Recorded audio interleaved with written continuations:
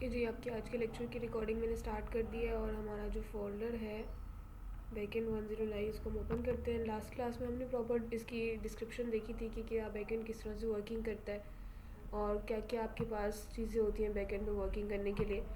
तो आज की क्लास में हमने जो आपका नोड जेस है उसके डिफरेंट मॉड्यूल्स को देखना है। लास्ट क्लास में हमने एक ओएस का मॉड्यूल देखा था जो कि ऑपरेटिंग सिस्टम का मॉड्यूल था, और इस ऑपरेटिंग सिस्टम के मॉड्यूल में भी कुछ फंक्शंस थे जो आपके पास चीज़ों को रिटर्न कर रहे थे। अब आज की क्लास में आपका जो मॉड्यूल है वो है पाथ का मॉड्यूल। लास्ट क्लास में हमने देखा था कि आपके ओएस के जो मॉड्यूल्स हैं वो क्या चीज़ रिटर्न कर रहा था, आपके सारे ऑपरेटिंग सिस्टम रिलेटेड जो भी फंक्शंस थे वो उनको रिटर्न कर रहा था। अब आज हम देख रहे हैं पहले ये पाथ का मॉड्यूल और एफएस का मॉड्यूल देखेंगे किस तरह से पाथ का मॉड्यूल जो है वर्किंग करता है। तो इसके लिए हमें क्या करते हैं, एक न्यू फाइल बना लेते हैं path.js करके कुछ। बेसिकली जो पाथ का मॉड्यूल होता है आपकी फाइल्स के पाथ को एक्सट्रैक्ट करके शो करने के लिए यूज़ किया जा रहा होता है कि आपकी फाइल्स के क्या एड्रेसेस हैं और क्या उनके पाथ पे वर्किंग होने वाली है। तो पाथ का एक मॉड्यूल स्टार्ट करते हैं यहाँ पे। जब भी आप अपना कोई मॉड्यूल यूज़ करना चाह रहे हो तो सबसे पहले आपको उसको इंपोर्ट करना होता है। किस तरह से बैकेंड में इंपोर्ट करते हैं, वेरिएबल बनाते हैं किसी भी नाम से, हम मोस्टली उसी नेम से वेरिएबल बना लेते हैं और उसको रिक्वायर करते हैं। कुछ ये किस चीज़ को रिक्वायर करना है जी, पाथ का जो मॉड्यूल है हमने उसको रिक्वायर करना है कुछ इस तरह से। आपका ये मॉड्यूल रिक्वायर हो गया, आपने बैकेंड में इसकी वर्किंग कर ली। अब आपको क्या करना है जी, इसकी मॉड्यूल पे वर्किंग स्टार्ट करनी है। तो दो फंक्शंस आपके पास होते हैं। हम क्या करने लगे, हम कुछ डिफरेंट फोल्डर्स बनाने लगे हैं और फोल्डर्स के अंदर फाइल्स बनाने लगे हैं ताकि हम समझ सकें कि ठीक है किस तरह से हमारे पास काम चल रहा है। तो क्या करने लगे जी, रैंडम का एक हम मेन का फोल्डर बना लेते हैं यहाँ पे। इस मेन के अंदर मैं एक और फोल्डर बना रही हूँ जो मैं बना रही हूँ सब मेन के नाम से कुछ ये। अभी मेन के अंदर एक और फोल्डर बना लिया सब मेन के नाम से, और अब क्या करते हैं इसके अंदर हम एक फ़ाइल बना लेते हैं मेन के अंदर जो हमने फोल्डर बनाया। और वो जो फाइल आप रख लो किसी भी नाम से, random.txt या file.txt किसी भी नाम से बना लो। तो हम यहाँ पे चलते हैं और सब मेन के अंदर हम एक फ़ाइल क्रिएट कर लेते हैं, फाइल डॉट टी कुछ ये स्ट्रक्चर कुछ ये कि एक फ़ोल्डर है और फोल्डर के अंदर हमने एक और फोल्डर बनाया है और उस फोल्डर के अंदर हम एक फ़ाइल क्रिएट कर रहे हैं कुछ इस तरह से। अब मुझे जो है इस पूरी की पूरी जो फाइल डॉट टी है इसका पाथ गेट करना है with the help of path module. तो कैसे करेंगे हम उसको देखते हैं। हमारे पास दो मेथड्स होते हैं, एक ज्वाइन का एक रिजोल्व का। तो यहाँ पे चलते हैं, हम एक वेरिएबल बनाते हैं कॉन्स्ट चेक वन के नाम से। कॉन्स्ट चेक वन के नाम से आप एक वेरिएबल बना लो और इसमें क्या करने लगे जी, अच्छा कॉन्स्ट की स्पेलिंग हम ठीक कर लेते हैं पहले, कॉन्स्ट ओके। अच्छा जी, चेक वन का आपका वेरिएबल है, उसमें क्या करें, पाथ का बिल्ट इन मेथड जो होता है, कौन सा मेथड आपका ज्वाइन का एक मेथड होता है उसको यूज़ करने लगे। और क्या करने लगे, हम पूरा का पूरा पाथ उसको फाइंड करें किसका जी, जो मेन का फोल्डर है आपके पास, उसके अंदर आपके पास जो सब मेन का फोल्डर है उसमें जो आपके पास जो पड़ी हुई है फाइल डॉट टी इसका पाथ आपने गेट करना है। तो देखते हैं कि हमें इसका क्या एड्रेस जो है, इसका क्या पाथ जो है वो आपको रिटर्न करता है आपका ये पाथ डॉट ज्वाइन का फंक्शन। कंसोल डॉट लॉग करेंगे आपके चेक वन वाले वेरिएबल को और इसकी आउटपुट आप देखोगे क्या आती है आपके पास। थोड़ा सा कंसोल अप करो इसको।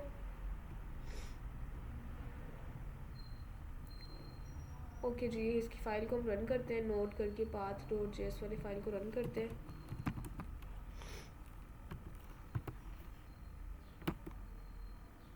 देखिए जी, पूरा आपको इसका जो एड्रेस है वो शो कर रहा है कि मेन के अंदर सब मेन का फोल्डर है, देन फाइल डॉट टी मतलब उसने उसको मर्ज कर दिया, जो सारे पाथ को ज्वाइन कर दिए।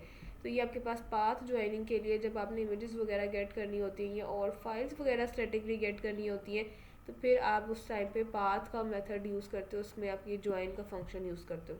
एक ज्वाइन का यूज़ किया जाता है, एक रिजोल्व का यूज़ किया जाता है, दोनों में क्या फ़र्क है। कॉस्ट चेक टू के नाम से वेरिएबल बना लेते हैं equals to path dot resolve का फंक्शन हम देख रहे हैं। अब इस रिजोल्व के फंक्शन में हम क्या चीज़ कह रहे हैं, हम यही चीज़ पास करें कि मेन का फोल्डर आपका, उसके अंदर आपके पास सब मेन का एक और फोल्डर है, देन आपके पास एक फाइल डॉट टी करके चीज़ पड़ी हुई है कुछ ये। अब यही काम हमने ऊपर किया पाथ डॉट ज्वाइन से, सेम काम हम करने लगे हैं पाथ डॉट रिजॉल्व से, और कंसोल डॉट लॉग करके देखते हैं चेक 2 को कि हमें क्या चीज़ रिटर्न कर रहा है। पहले तो हम CLS करके क्लियर कर लेते हैं अपने टर्मिनल को, नोड पाथ वाली फाइल को रन करते हैं। एग्जैक्टली ये जो पहली आपको आउटपुट देखने को मिल रही है, this is because of check 1 and the second output is because of check 2। जो चेक 1 है उसकी आउटपुट आपको ये देखने को मिल रही है फाइल सब मेन और फाइल डॉट txt। जो चेक 2 है उसकी आउटपुट आपको ये देखने को मिल रही है। इन दोनों आउटपुट्स में आपके पास क्या डिफरेंस है? अच्छा हम यहाँ पूरा फाइल डॉट txt लिखते हैं कुछ ये।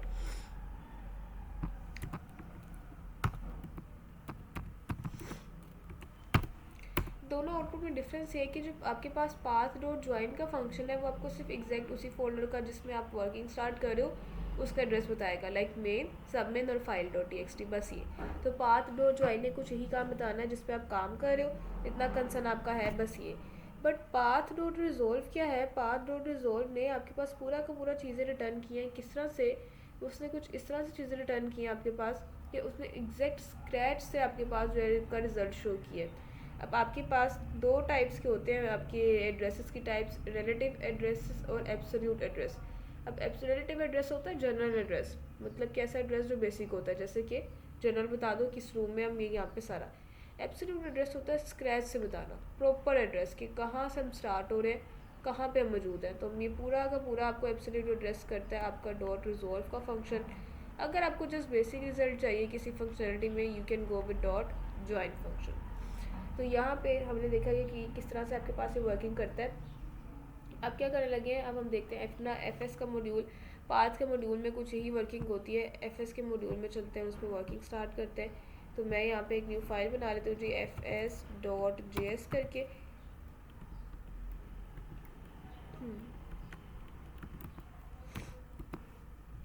अच्छा अब हम इस फोल्डर को ना डिलीट कर रहे हैं और न्यू स्क्रैच से बना रहे हैं। न्यू चीज़ चाहिए हमें वो अपने FS वाले फोल्डर मॉड्यूल के लिए।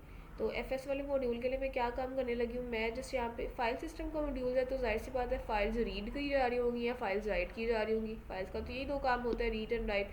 तो मैं क्या करती हूँ, अब यहाँ पे दोबारा मैं स्क्रैच से एक फ़ोल्डर बना लेती हूँ मेन, और इस मेन के फोल्डर में अब सब मेन का फोल्डर नहीं बना रही, जस्ट एक फाइल बना रही हूँ random.txt करके, टेक्स्ट फाइल बना रही हूँ। random.txt करके एक फाइल क्रिएट कर लेते हैं कुछ इस तरह से, और इसमें कुछ आप रैंडम टेक्स्ट कंटेंट लिख दो, like this is a random file कुछ ये। अब ये random.txt फाइल पड़ी हुई है आपके मेन के फोल्डर में, और आपने यहाँ पे कुछ कंटेंट लिख दिया, दिस इज रैंडम फाइल, बस इतना सा काम आपने किया है। अब जी हमें क्या करना है, हमें इसको गेट करना है हमारे फाइल सिस्टम के मॉड्यूल में। पहले जो एक्स्ट्रा चीज़ें हैं उनको हम रिमूव कर देते हैं।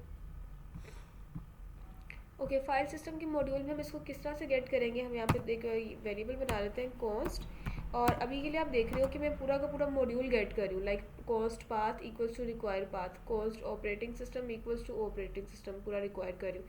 बट फाइल सिस्टम के मॉड्यूल में से मुझे जब वर्किंग करनी होती है तो दो चीज़ें चाहिए होती है स्पेसिफिकली। कौन सी दो चीज़ें चाहिए होती हैं? पहले हम क्या करते हैं, हम यहाँ पे लिख देते हैं रिक्वायर्ड, ताकि हमें पूरी की पूरी ऑप्शन दे दे वो।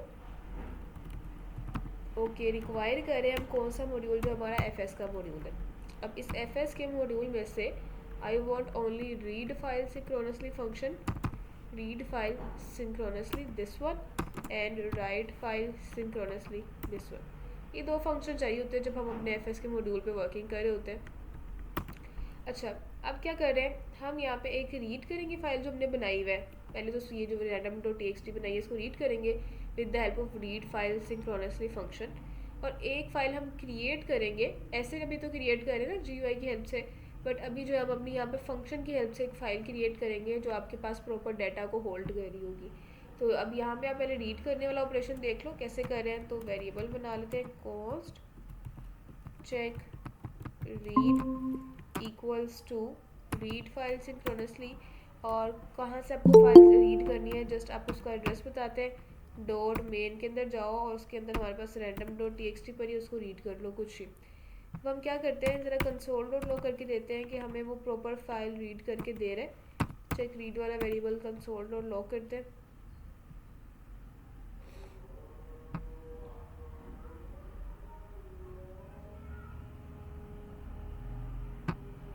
ओके, अब यहाँ पे आप CLS करो और इस टाइम पे आपको जो पाथ अपनी फ़ाइल रन करनी है that is your fs.js file, उसको रन करें और देखिए आपके पास आपकी जो फाइल आ रही है किस तरह से डेटा रिटर्न कर रही है, आपका आउटपुट किस फॉर्म में आ रही है।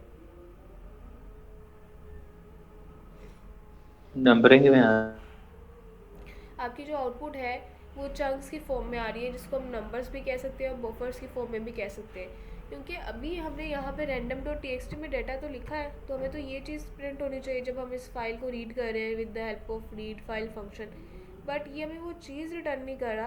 ये एरर नहीं है, ये आपके पास वो चीज़ कुछ डाटा रिटर्न कर रहा है बट बफर चंक्स की फॉर्म में रिटर्न कर रहा है। तो इस चीज़ को आप कैसे प्रिवेंट कर सकते हो, आप लोगों को याद होगा HTML की फर्स्ट क्लास में हमने UTF-8 के नाम से एक चीज़ देखी थी, यूनिकोड ट्रांसफॉर्मेशन फॉर्मेट। तो जब भी आप यहाँ पे फिर फाइल रीड करते हो उसको कन्वर्ट करते हो जी UTF-8 के फॉर्मेट में कुछ है। अब आप CLS करके देखो या CLS नहीं करते एग्जैक्टली डायरेक्टली इसको प्रिंट करके देखते हैं कि अब क्या हमारे पास ये चीज़ वो सेम रिटर्न करे जो हमने लिखा हुआ है। तो अब देखो आपके पास जो आपने इंग्लिश कंटेंट लिखा हुआ है पूरा का पूरा कंटेंट आपको रिटर्न कर रही है।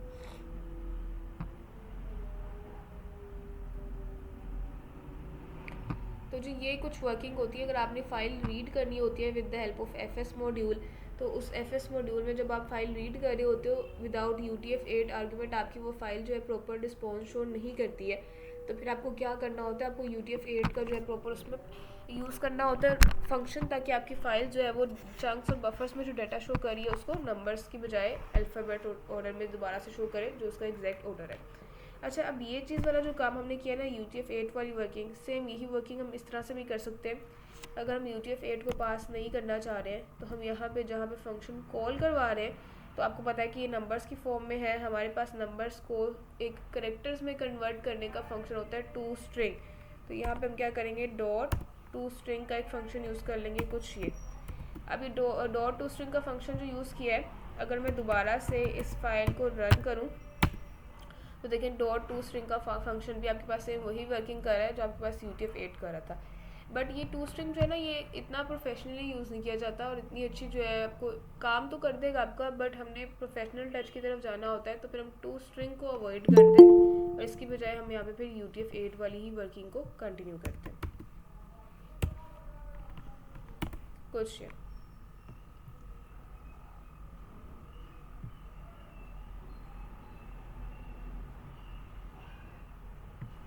ओके जी, अब आप लोगों ने ये चीज़ देख लिया कि किस तरह से फ़ाइल रीड की जाती है और क्या क्या इश्यूज़ आपको फ़ाइल रीड करने के टाइम पे आ सकते हैं।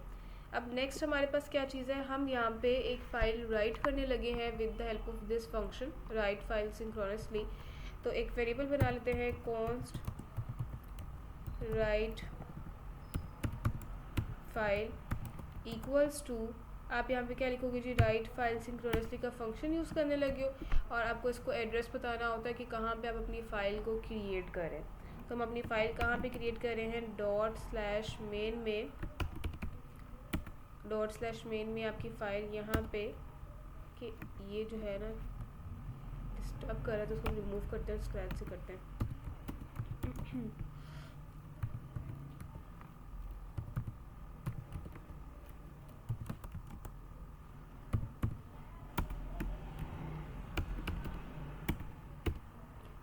अच्छा, अब ना मुझे बताना है कि मुझे फ़ाइल कहाँ पे क्रिएट करनी है। तो मैं कह रही हूँ कि अब जो है एक फ़ाइल मुझे क्रिएट करनी है डॉट मेन के फ़ोल्डर पे राइट के नाम से कुछ ये।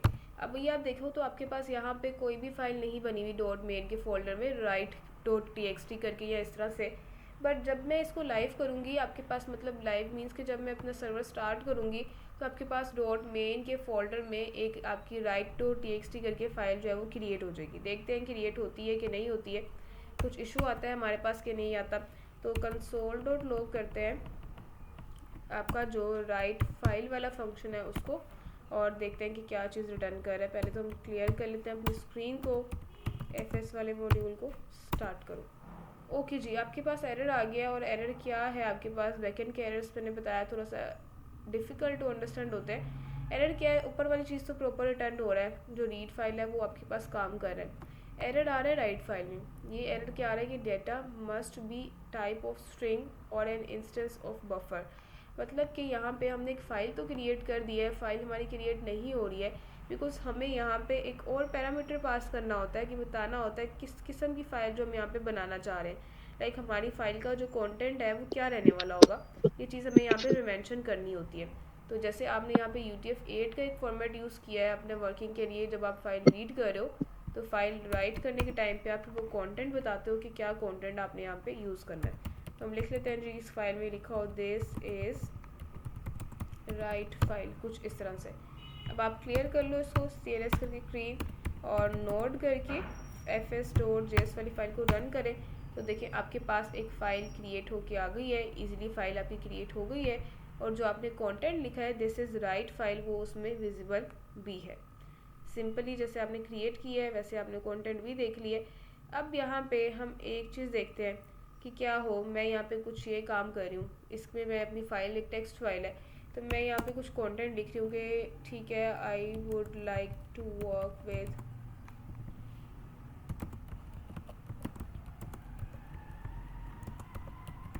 मेटा, कुछ ये। अब ये कंटेंट मैंने लिखा है, अगर मैं यहाँ पे जा रही हूँ और अपने टर्मिनल के सर्वर को दोबारा स्टार्ट कर रही हूँ FS वाली फाइल सिस्टम को, तो आप देखिए आपने जो कंटेंट लिखा हुआ है वो उस चीज़ को रिमूव कर देता है, वो कंटेंट नहीं आपके पास रहने देता। तो आप ये चाह रहे हो कि जो कंटेंट आपने लिखा हुआ है वो कंटेंट भी स्टिल आपके पास यहाँ पे स्टे रहे और पिछला कंटेंट भी आपके पास आए। तो फिर आप क्या करते हो, आप यहाँ पे एक और पैरामीटर यूज़ करते हो और वो पैरामीटर क्या होता है, एक फ्लैग आप यूज़ करते हो यहाँ पे जो आपके टेक्स्ट को अपेंड कर देता है। तो यहाँ पे आप चलते हो और फ्लैग को यूज़ कर लेते हैं। कैसे जी, आपके पास फ्लैग के नाम से एक फंक्शन यूज़ किया जाएगा और उसको आप वैल्यू क्या दोगे, अपेंड कर दोगे, उसकी वैल्यू मीन्स ऐड करते जाओगे। Alt Z करके इसको रैप कर लो। अब आप देखो क्लियर करके CLS करके स्क्रीन क्लियर करो और फाइल सिस्टम वाला जो हमारा मॉड्यूल है स्टार्ट करें। ओके जी, यहाँ पे अब हम कुछ लिखते हैं जी कंटेंट करके। अब देखते हैं कि क्या कंटेंट हमारा पेंड हो रहा है कि नहीं हो रहा। तो नोड fs, बिल्कुल देखिए कंटेंट आपका पेंड हो गया। अब आपने जब अपना सर्वर स्टार्ट किया है तो यहाँ पे आपको दिख भी रहा है जब आप उसको रीड करो ईच एंड एवरीथिंग ईजिली। और दूसरी चीज़ ये कि आपके पास वो प्रॉपर अब रिमूव भी नहीं हो रहा। जब आप उसको अपेंड नहीं कर रहे थे तब आपके पास कंटेंट रिमूव हो जाता था, अब आपने अपेंड किया तो कंटेंट आपका वैसा ही ठीक है। जी स्टूडेंट्स, क्लियर है सबको FS के मॉड्यूल और पाथ का मॉड्यूल?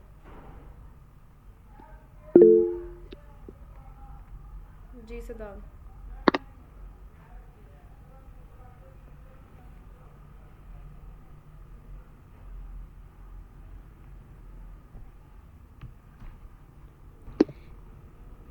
अच्छा, अब जो आपका नेक्स्ट टॉपिक है ना वो है आप लोगों का एक इम्पोर्टेंट टॉपिक जो रिलेट कर रहा है आप लोगों के एक इंटरव्यू क्वेश्चन से। बैकएंड का टेक्निकल तरीन इंटरव्यू क्वेश्चन जो होता है और मुश्किल तरीन इंटरव्यू क्वेश्चन पूछा जाता है Node.js से।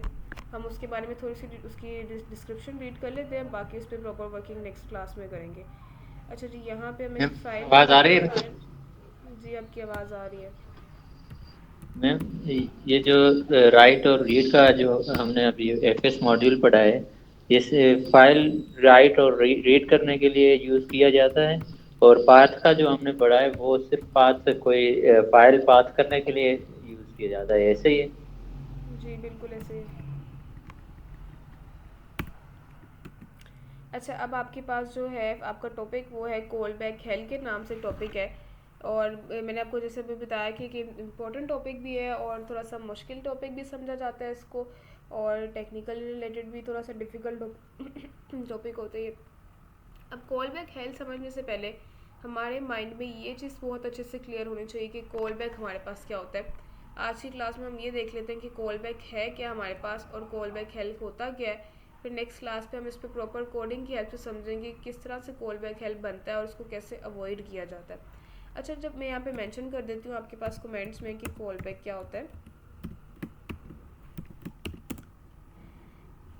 जब आप एक फंक्शन को कॉल करते हो अपने आर्ग्यूमेंट्स में अनदर फंक्शन के तौर पे, तो आपके पास वो एक कॉल बैक बन जाता है। तो हम इसको किस तरह लिखेंगे इंग्लिश में, a function that is past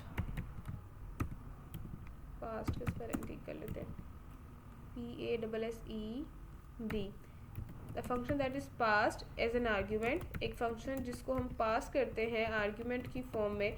हमें पता है कि फंक्शंस में आर्ग्यूमेंट क्या होते हैं, और आपके पास पैरामीटर्स क्या होते हैं। तो जब आप एक फंक्शन को आर्ग्यूमेंट के तौर पे पास करते हो अनदर फंक्शन दूसरे फंक्शन में, तो ये चीज़ आपके पास एक कॉल बैक हेल्प बना देती है। लाइक आपने एक फ़ंक्शन बनाया हुआ है और फंक्शन आपका किस नाम से, आपने किसी नेम से, माई नेम से एक फ़ंक्शन बनाया हुआ है। इस फंक्शन को, जो माई नेम वाला फंक्शन है, इस फंक्शन को आप दूसरे फंक्शन में एज एन आर्ग्यूमेंट, दूसरा फंक्शन कौन सा हमारे पास, F2 कह देते हैं दूसरा फंक्शन है, F2 में आप इसको आर्ग्यूमेंट के तौर पे जब पास करते जाओगे तो आपके पास एक कॉल बैक हेल्प बनता जाएगा। तो मतलब क्या है कि जब हम एक फंक्शन के अंदर अपने दूसरे फंक्शन को आर्ग्यूमेंट के तौर पे यूज़ कर रहे होते हैं, इस प्रोसेस को तो हम कॉल बैक कहते हैं। बट जब हम मल्टीपल टाइम ही काम करते ही जा रहे होते हैं, एक बार के अंदर दोबारा यूज़ करते जाते हैं, तब हमारे पास एक कॉल बैक हेल्प बन जाता है। मतलब उनकी एक, अगर हेल की बात की जाए तो इंग्लिश में हेल का मतलब होता है दोज़ख या जहन्नुम, कुछ ये वाला कॉन्सेप्ट। तो इस तरह का एक मेस क्रिएट हो जाता है। तो प्रोग्रामिंग लैंग्वेज में भी उन्होंने इसको एक हेल का नेम दिया है कि कॉल बैक, जब आप कॉल कराते जाते हो फंक्शन को आर्ग्यूमेंट्स में, तो एक हायरार्की आपके पास इस तरह से बन जाती है जो कि डिफ़िकल्ट टू अंडरस्टैंड भी हो जाती है, और आपके पास इम्प्लीमेंटेशन में भी उसको करना थोड़ा सा मुश्किल हो जाता है। तो इंशाल्लाह इसको नेक्स्ट क्लास में देखेंगे किस तरह से इसको अवॉइड किया जाता है।